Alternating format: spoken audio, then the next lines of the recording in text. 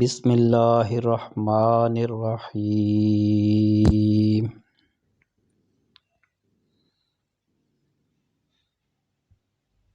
حضرت عبداللہ بن مسعود رضی اللہ عنہ سے روایت ہے، انہوں نے فرمایا،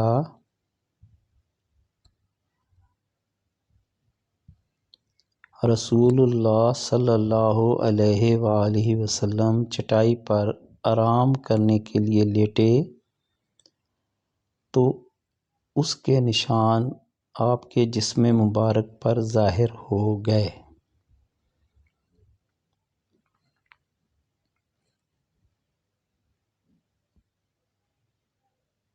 میں نے عرض کیا، اللہ کے رسول، اگر آپ ہمیں فرماتے تو ہم آپ کے لیے کوئی چیز بستر وغیرہ بچھا دیتے جس کے ساتھ اس چٹائی کی سختی سے بچاؤ ہو جاتا۔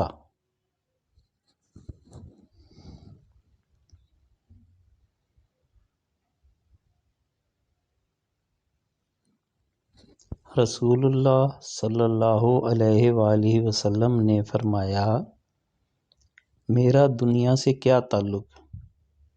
میری اور دنیا کی مثال تو ایسے ہے جیسے کوئی سوار مسافر سائے کے لیے درخت کے نیچے ٹھہرا، پھر اسے چھوڑ کر روانہ ہو گیا۔ سنن ابن ماجہ، حدیث نمبر 4109۔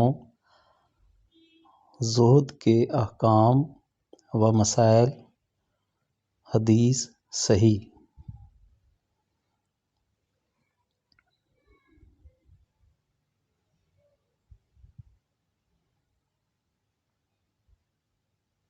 حضرت سہل بن سعد رضی اللہ عنہ سے روایت ہے، انہوں نے فرمایا،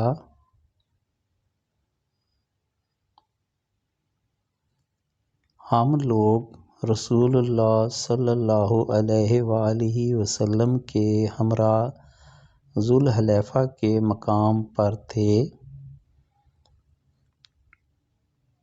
اچانک آپ کو راستے میں ایک مری ہوئی بکری نظر آئی۔ وہ مر کر پھول گئی تھی اور اس کی ایک ٹانگ اوپر اٹھی ہوئی تھی، تو آپ صلی اللہ علیہ وآلہ وسلم نے فرمایا،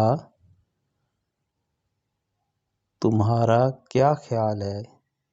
کیا یہ بکری مالک کی نظر میں حقیر ہے؟ قسم ہے اس ذات کی جس کے ہاتھ میں میری جان ہے، جتنی یہ بکری مالک کی نظر میں حقیر ہے، دنیا اللہ کی نظر میں اس سے زیادہ حقیر ہے۔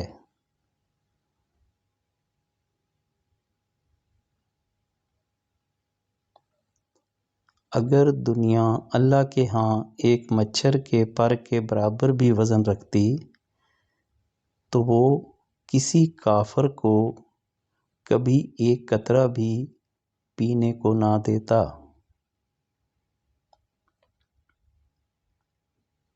سنن ابن ماجہ، حدیث نمبر 4110۔